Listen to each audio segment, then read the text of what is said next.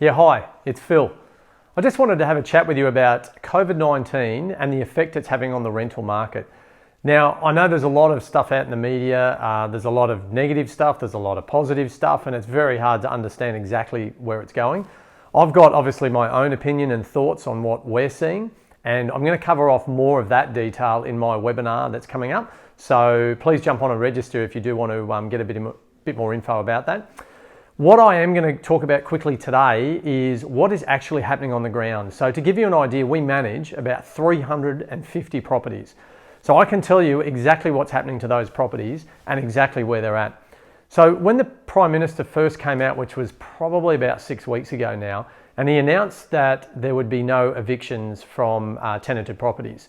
Now, the concept of that announcement was to, I guess, instill confidence in the public and in the people.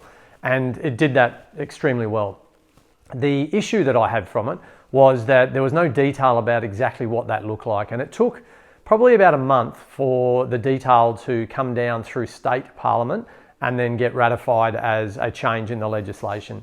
So based on that, we've had probably about a month to 6 weeks of just dealing with all those issues and trying to make sure that we keep on top of it.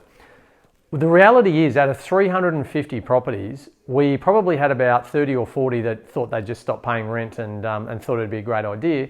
But in reality, we only have now 2 properties that have tenants in them that have legitimately lost their job, and we're working through the details of how they're going to make those payments. And with, JobKeeper, JobSeeker, and all the other benefits out there, it's actually looking like that they'll get through and still make full rental payments. So in a nutshell, basically that's out of 350 properties, not one person in there has defaulted on rent due to the coronavirus or COVID-19. So I guess I just wanted to share that with you to dispel, a bit of the theory out there that, this thing's horrific and everyone stopped paying rent, and it doesn't seem to be the case at all. We've got quite a few new landlords, or I guess new investors that are coming through the system. Now, their concern obviously is that, okay, well, if I, go get a block of land and build an investment, is it going to get rented?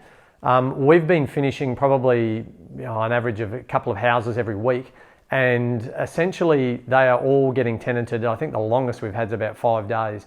But again, there is plenty of people out there looking, and there's obviously a demand for rentals still. So there's also some key aspects though to making sure that your rental is rentable, I guess. And again, during the webinar, I'll go through that in detail, but it essentially comes down to some key things, in terms of the inclusions we have in them, the location, always go blue chip. There's a list of criteria, but yeah, so that's enough for today. I wanted to share with you what was happening on the ground with the rental market as we're seeing it in our office.